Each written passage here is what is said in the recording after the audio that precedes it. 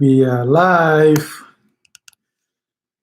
Okay, checking as you come in. I am really excited about today's discussion. I hope everyone is doing well. So we have Naya in the house and Mr. Logan. I hope you guys are doing very well. And I'm at well as well. So anyway, like I said last week, now that I want to build in this Accra, for the second house, I'm also getting more information on that as well. So I'm doing my homework, and I've talked to a couple of people to get some leads on that as well. So if you come in, just check in. Let me know if you guys can hear me and stuff like that. And then we'll take it from there. But anyway, so I've been doing some research on that, talking to a couple of people and stuff like that, just to find out what all that entails. I've talked to private individuals and companies as well, and so some of these prices are ridiculous, you know already. But what I want the discussion to be about is not basically a way to tell you whether, if you have the money, buy this exorbitant amount of that you are charging for these lands, or not do it. It's your choice. But I wanted to just go through some of the thought process, like what I am considering, and then the price being the final thing.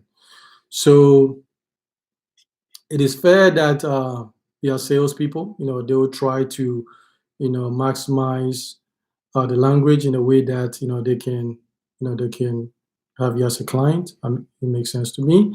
But at the end of the day, you also want to make sure the value is there. And so that is what I want to approach it at. Is the value there for $100,000, $400,000, $500,000?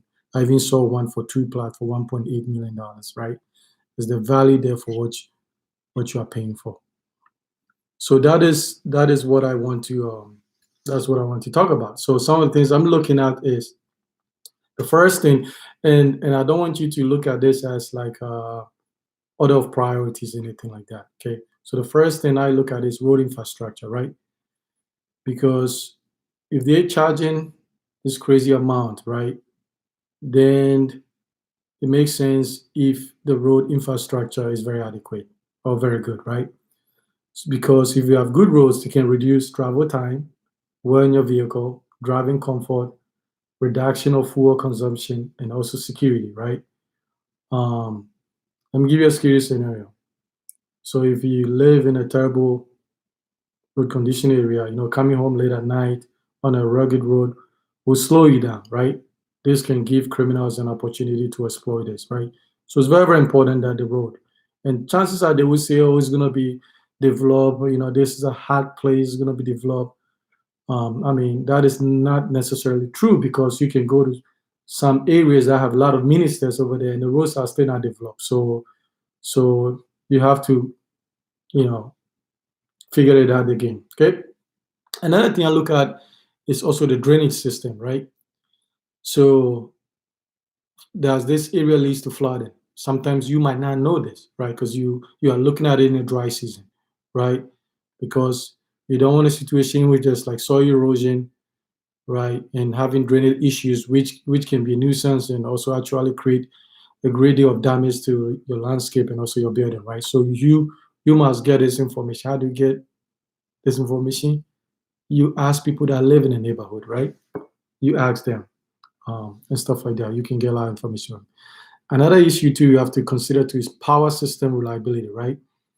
Because it has gotten better in some areas, but if the system is not reliable, that is also going to affect your security, right? Because it's going to be, the darkness is going to be exploited. If you have good power system, that's going to increase your comfort, being able to to charge your communication devices and all that kinds of stuff. And if you have power irregularity, that can lead to damage to your device as well too, right? And if the power system is not reliable, then that means you have to start thinking about, stuff like, solar panels and generator and that kind of stuff, right? So you have to start thinking about it. Another thing to consider also is public water accessibility and reliable, right? There's some areas you can access public water system, but it's not reliable. Water comes in like once a week. And so this is about you getting all this information by asking people around, and how is the water, how frequent did they get water and that kind of stuff. And so you can factor all this into your planning, because if you don't if the water is not reliable and you do borehole and you don't get water from the ground, then what do you have to do, right? You have to purchase, thousands of gallons of water, right? So all these things, we have to start thinking about. The another thing to consider is security overall, right? In the area. Sometimes there might be some little bit tension going on, stuff like that. So, and other criminal activity. So you want to do your homework, right? Because, there's crime everywhere, some place worse than others. So you want to get that information. And how do you get it? Just talk to people around over there, give you a little bit bots, they'll tell you what you need to know. And so then you can plan, do you see yourself living in this place, right? So this consideration is more for residential living, right? If you want to live over there, if you want to treat it as a place to set up a business, that's a whole different video, right? And stuff like that. So this is just consideration. And then another big thing you have to consider too, environmental conditions, right? Noise and air pollution, right?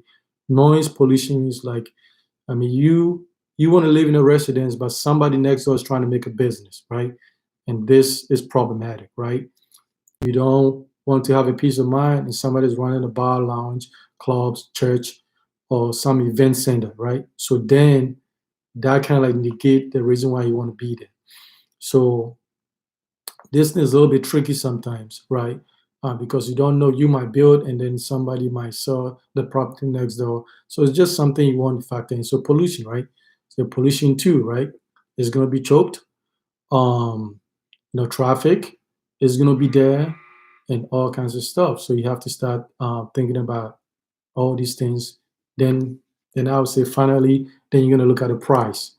After considering all these steps, does the price actually, justify what they are trying to charge you, right? And as you go through these, if it makes sense to you, then you can decide to pay that money or maybe look at other options.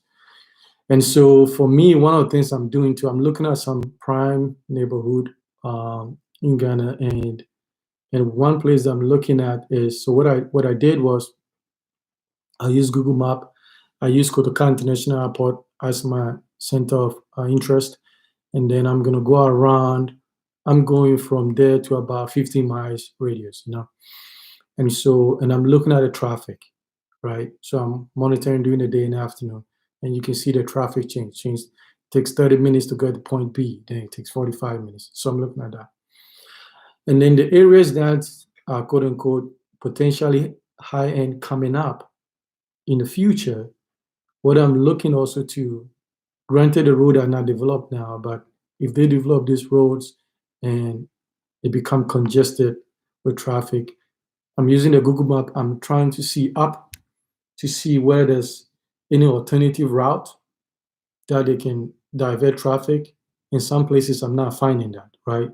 So I'm trying to see down the road in the future, is that what is the point if I live 5 miles away from the airport, but then I'm sitting in traffic for 1 hour?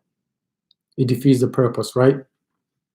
So these are the things that I want us to start thinking about, because other than that, you put all there's a lot of money in there, because some of the prices I'm hearing is like 100, 200,000 for 100 by 70 and kind of stuff, and I know the value is not there, and I can argue whoever wants to, I can tell you the value is not there for that price, at least not for residential property, right?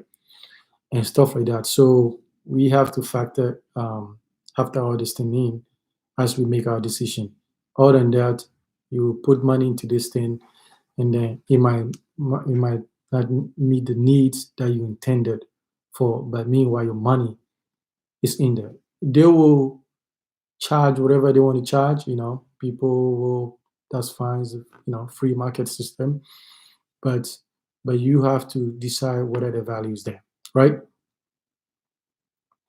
And yeah, so some of the Google map is updated. Depending on where you look, yeah, some goes pretty far, but for the traffic ones you use is current, so you can see the traffic flow. So I did two places that I was looking at simultaneously, and then what I found out that one was a mile closer to the airport, but has traffic. It was taking me about 15 to 20 minutes, to get there, even though the other one was. And the second option I was looking at, was a mile further, you know, traffic was less. So that's one of the things that we have to really consider and stuff. So I wouldn't worry per se about how much they're charging and stuff like that. Um, but you have to make sure you're doing your homework, and they will say what they have to say. They will think is worth the one plot is worth $1 million. That's fine, but that's not what you are listening to. You are going through these steps to make sure that, look, um, is it worth this prices, which I don't think any 100 by 100 is worth $1 million unless there's gold and oil underneath that land. And so this is one of the things that I want us to actually think about, and start planning, because the road construction, the road infrastructure is really, really tricky, because there's some areas that could be nice, but then the road, you know, the road issue is a big deal. It's a big deal. It's a big deal, and you think it's going to be developed 5, 10 years. Be real, just be real about these things, right? Uh, that is not the reality on the ground. Okay, just take it for example where you live, and do you even think that road is going to be developed in your lifetime? Okay, and stuff like that. So eventually it's going to wear on the car, and you guys know, you buy a brand new car, you take it to some of these places, you come back, and this car feel beat up, right? And stuff like that. So it will degrade the car, repairs, cost, fuel, security issues. So just go through the list, and stuff like that. So if you have any questions, you can start throwing them out there. So I wanted to be specific. This is more for residential living. This is just the assessment and the consideration for that. Then after, you can see, what, with all these things, I think, this is worth putting this kind of money. That is how I'm making my decision. If you have money to burn and you feel you can just put it out there, that's fine. But I think too, it's like you have to, what your desires outcome may not be what you end up paying for, and so we have to factor that thing in, because these are like long-term decisions, and stuff like that. So I'm still searching. I'm still doing my homework. You know, using private owners and companies and stuff like that. Um, Want to get about 10 leads before I hit the ground, and then I'm gonna narrow down to about a couple. And then what I'll do is I'll drive there during the day, during the afternoon, during the night. Some places at night is super dark. So it's about doing the work, planning so you can execute, so you don't get surprises, right? Because they are salesmen or women, and they're very good, and they can. And so don't be gullible. Just work with us. So I've not even started discussing prices with them. Some I've given them a budget, but some areas I'm looking at, we haven't even discussed prices. I'm just doing my homework.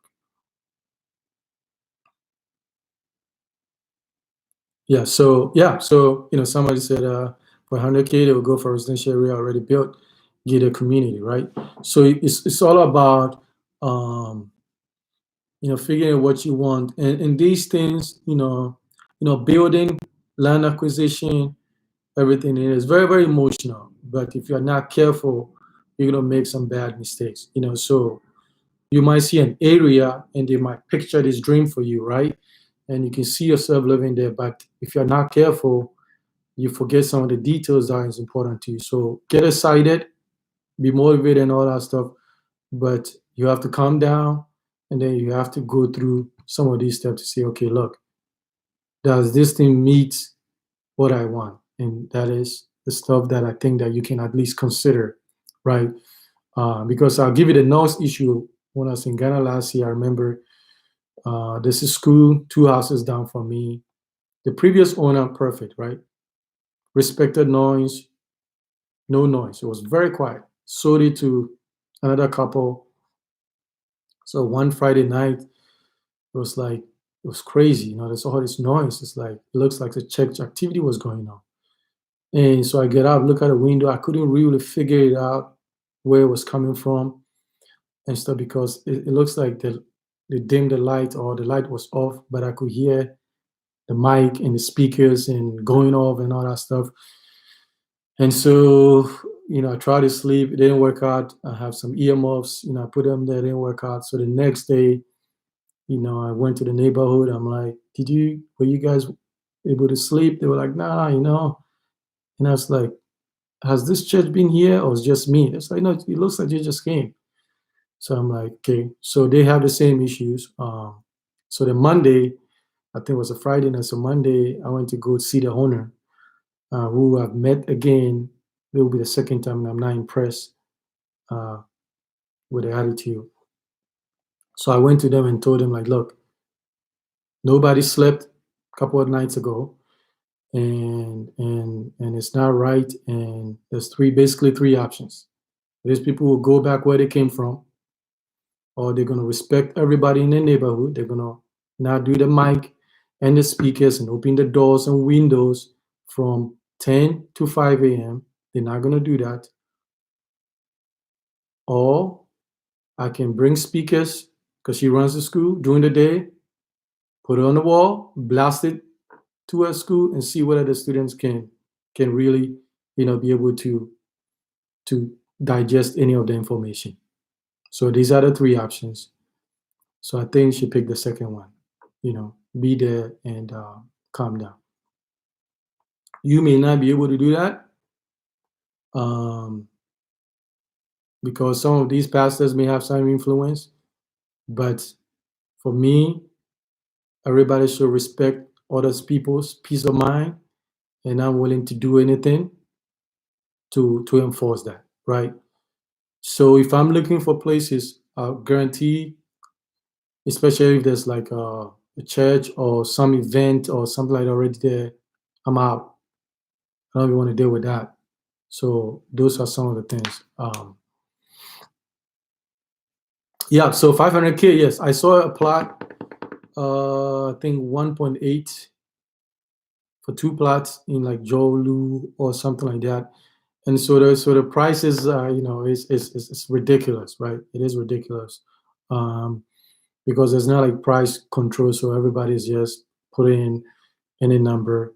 But but the interesting thing is too is like if you're a landowner, especially in Accra, kind of like the centralized area, they're quote unquote a prime neighborhood and stuff like that. Some people might show interest, right? And some people might show interest, and some people might find ways to take it from you. And so you have to be smart if you're a landowner, right? For me, if I can protect something, secured it,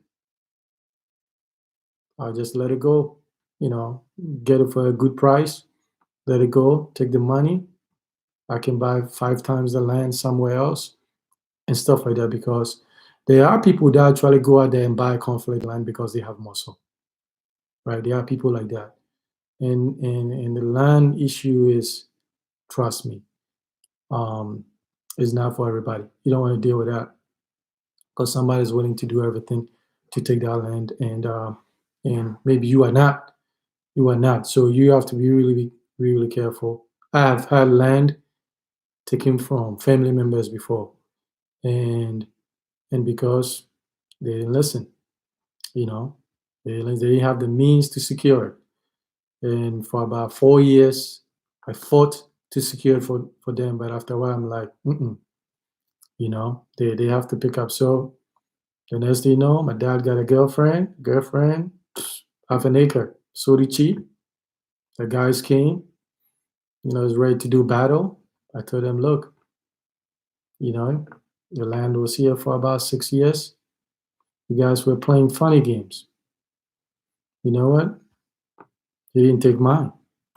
Because I'll defend mine and protect mine. So it's just one of those things.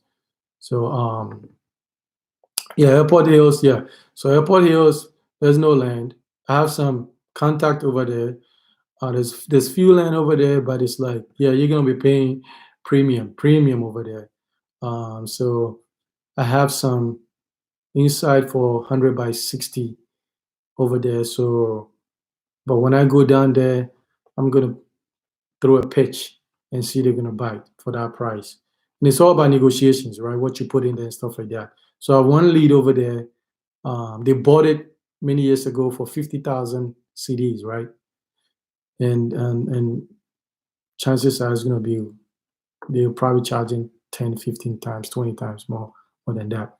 But we're gonna test the resolve and stuff like that. But I'm going to do my homework and make sure that I build something with a peace of mind.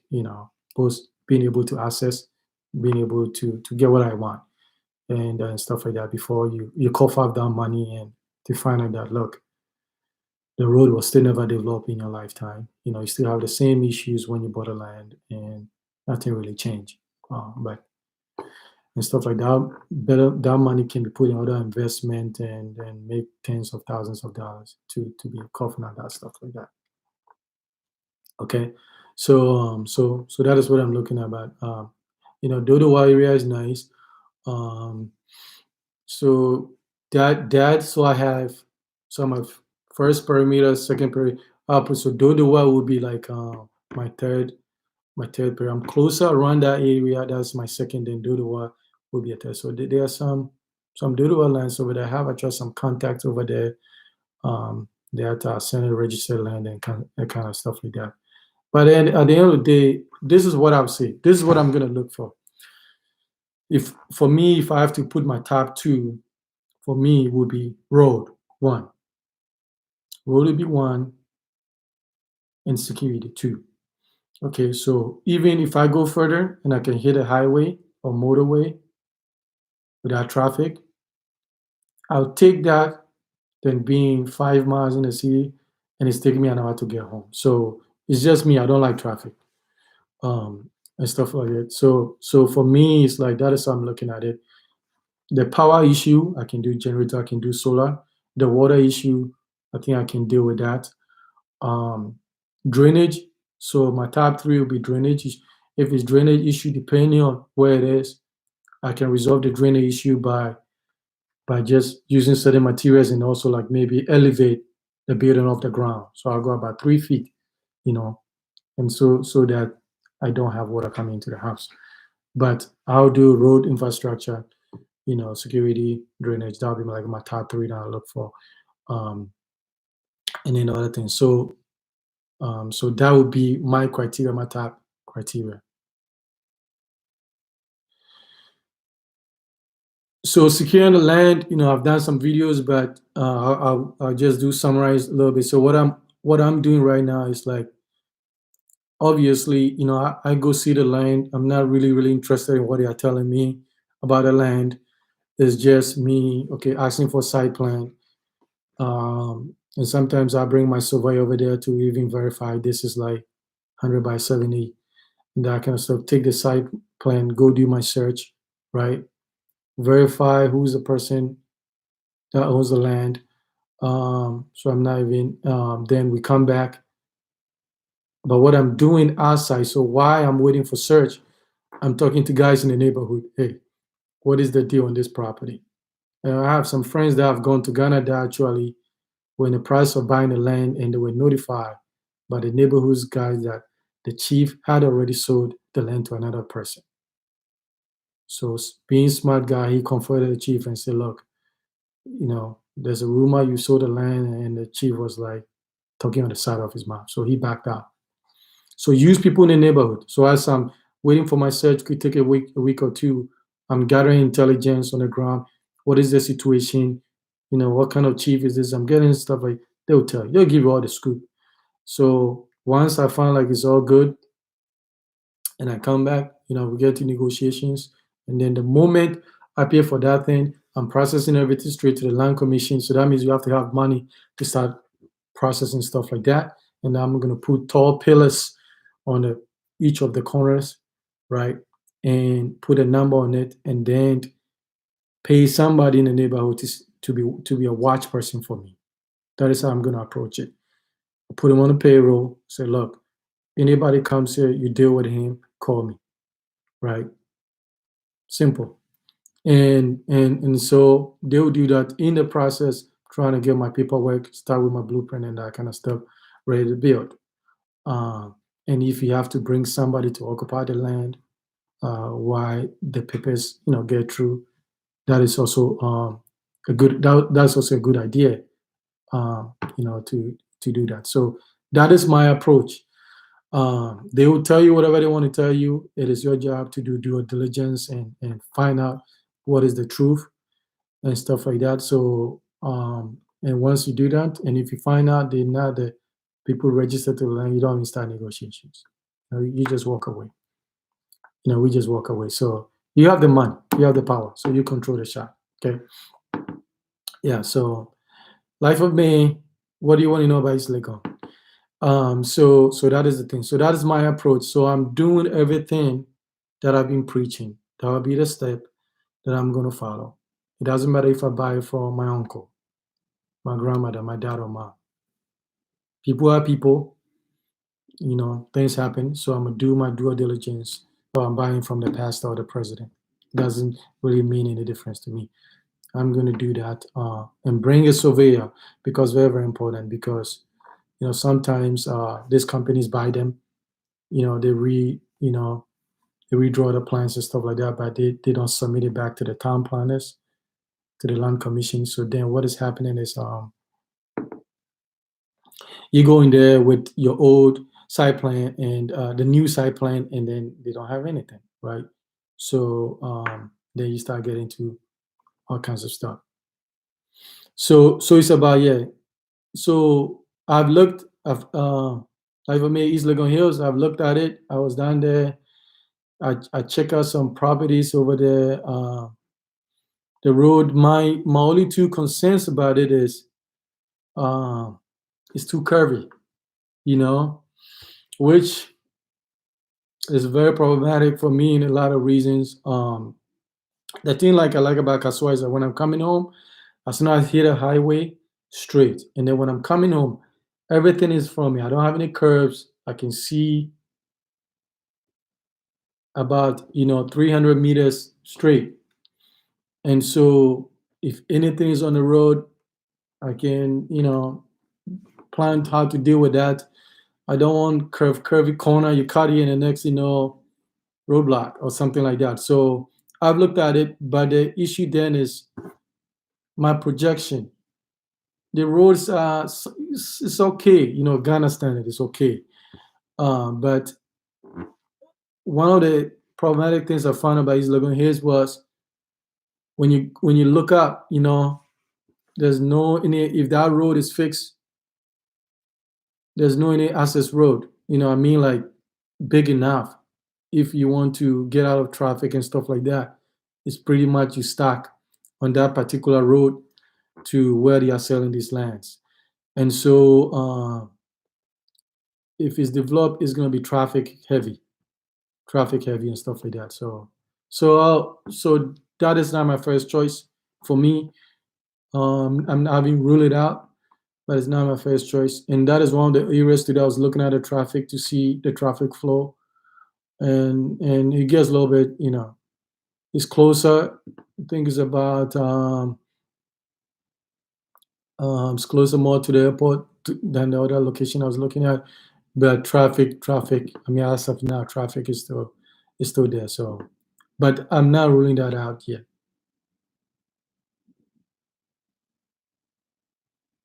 So the land situation same as Accra. No, not to that. Accra is just, it's kind of like those areas, cantonment, like Airport Hills, those areas, East Legon. It's like there's this hype, right? And all these places have been changed to like business offices and stuff like that. And so that is kind of like the hotcakes for a lot of people.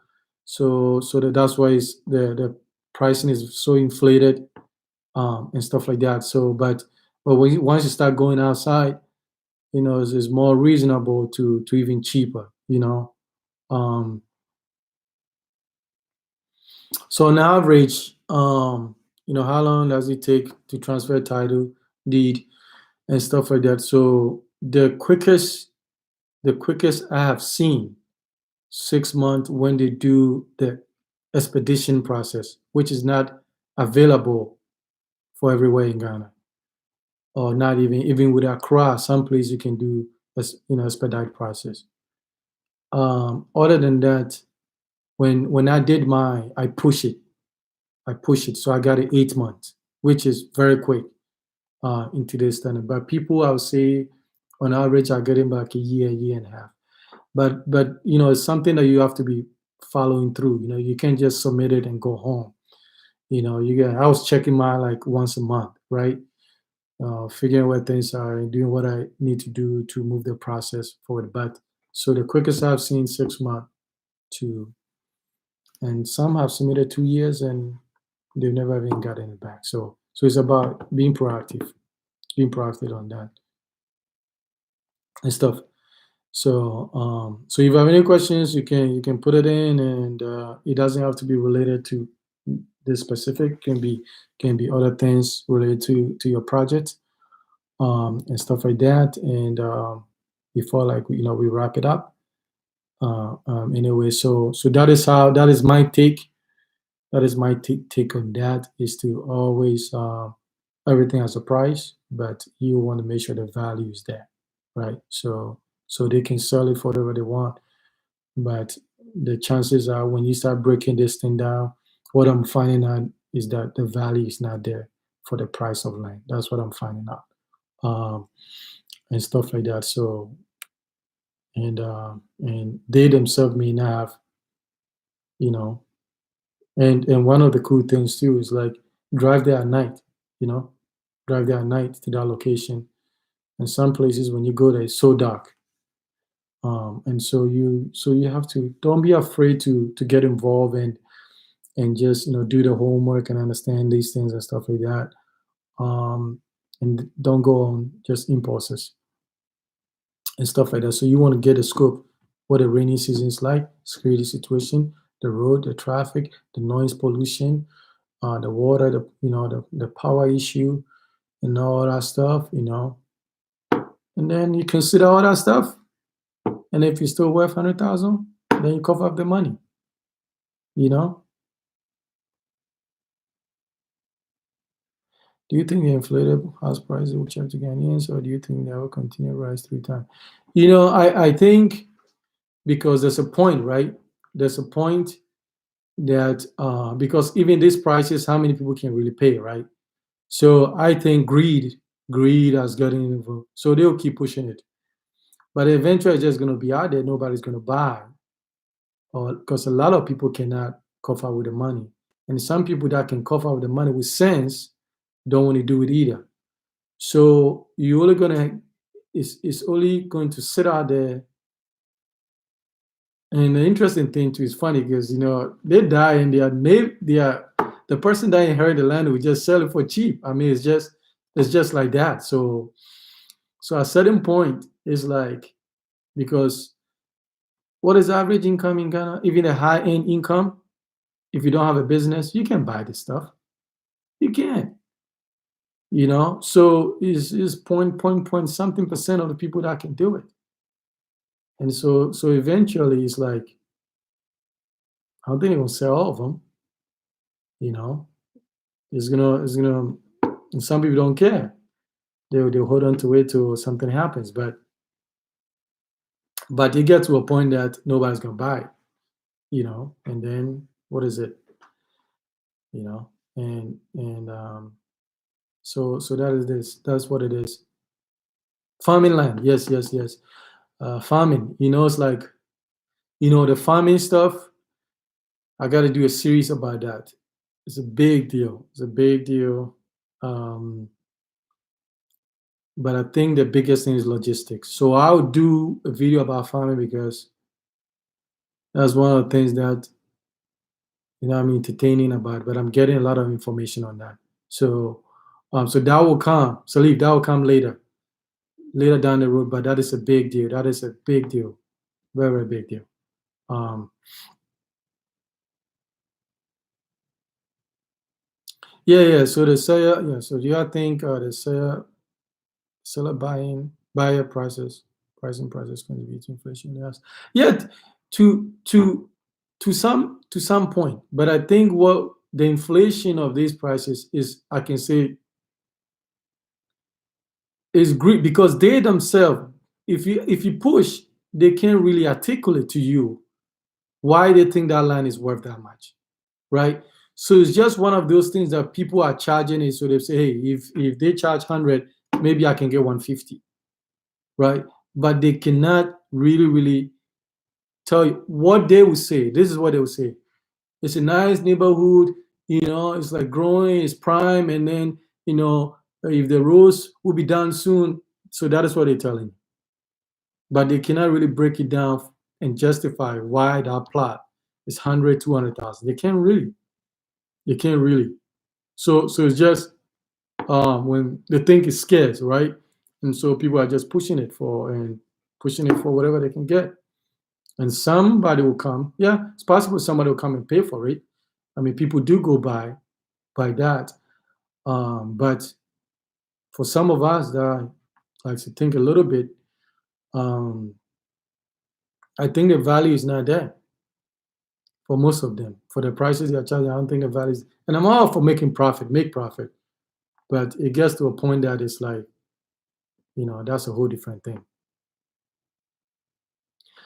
So Kumasi and Takrady, not yet, not yet, not yet.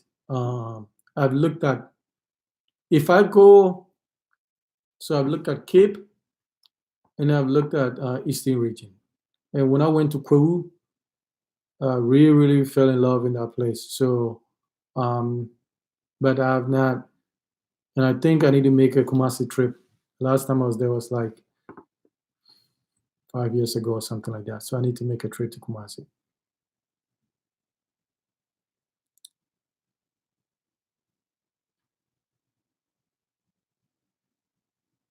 Okay, so if you don't have any questions, we're just gonna wrap it up. And so, and you know where to find me. And let me know if you have any questions, about that. I'll keep you updated, stuff. So hopefully, with all the crazy stuff that's going, we will still be able to go to Ghana. So Julian, so do you think an apartment is a good idea? You see, apartments, it depends. It's one of those things that it's all depend about how you package it, right? With price, and stuff. Because right now, in some of these high areas, like if you go to Georgia, there's a lot of apartments over there. The question is that, the price is not much of what people can afford, right? So my thing is like, if you want to create an apartment in a specific area, you have to go find out whether the need is warranted for that area. So that means you have to do a little bit of work, okay? Because you may put it out there and then maybe the need is not there because the development is not there, or maybe people don't want to live in that area, that kind of commute, and that kind of stuff. So I wouldn't say it's a bad idea. What I would say that is just you have to do your homework, because location, is very, very important and stuff like that to see even what people want.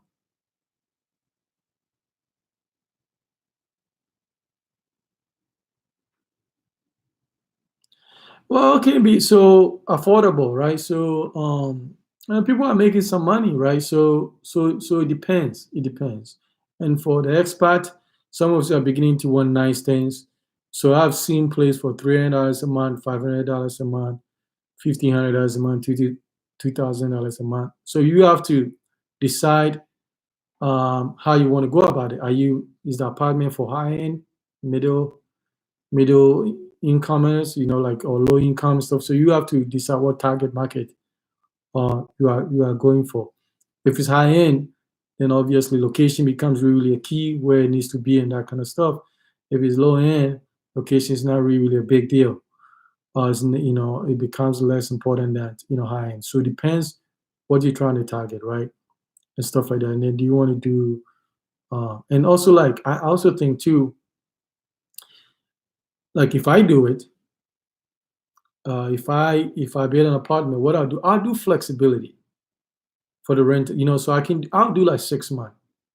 I'll maybe a year, right? Because people want that flexibility, right? And so that also allows you that they pay 6 months, you can increase the rent if you want to, or if they move out, you can increase more rent for the next person. So that's the thing about the 2 years and stuff. And maybe I'll even work a little bit with advance, because sometimes people have to come up with a year, 2 years, that kind of stuff. And that is preventing people from coming out with that, hard cash right away. So I would just kind of like just modify it a little bit and play with it and see how it goes. Okay? So that's how I do it. But it's all about doing your homework, and if it's needed in that area, then and then what are you gonna have amenities over there and that kind of stuff. So it's just like, what separates your apartment from other people, right? And so I think you have to think about it and do your homework before you put a lot of money into it, and then sitting down there and then nobody's like renting it and stuff like that. Okay. So if you have any more questions, I'll take maybe one more questions, and then we're gonna keep it a wrap. I don't want this thing to go too long and stuff like that. So then you can contact me. Also, check out, like, construction project guidelines that we put together. Those who have purchased it, love the idea. They are learning a lot from the process. So then you can understand what it is that you are about to engage yourself in. So that is what I'm about. It's about to help you navigate through some of this process so that you can make those decisions knowing that you have good information, right? And stuff like that. I don't want to be making a decision for you. I just want to just give you some things just to think about and as you come across and stuff like that. So other than that, I hope this was helpful. Thank you very much for taking your time to somebody, please give us a discount on your info pack. There is a discount. So if you get it with consultation, that's a discount. That's a discount in there, right? And I'll tell you this: I give more. So like, even consultation, people get way more than they paid for. So I'm not worried about that and stuff like that. But we have to take care of other people as well. So just buy it, and it will be one of the best things you ever. It's not a lot of money, trust me, um, because it's going to help you so much, get clarity, um, understand the process, plan well, see the endpoint, see the steps, and so it's like that is worth thousands.